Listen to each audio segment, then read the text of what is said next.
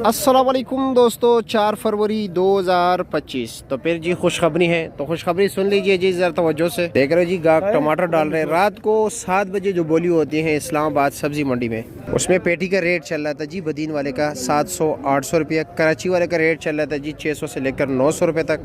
600 वाले बिल्कुल चांद टमाटर होता है, नॉर्मल जी, ऐसा ना हो कि आप अच्छे टमाटर समझ लें। और जो ठट्टे के टमाटर थे जी, उसका रेट चल रहा था जी 800-850 से लेकर 1050 तक। और इस वक्त 5 किलो का रेट क्या चल रहा है पता है जी?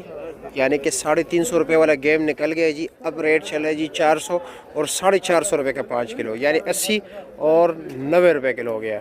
लेकिन आपके इलाके में क्या रेट जा रहा है जी, वो आपने हमें कमेंट सेक्शन में बताना होगा।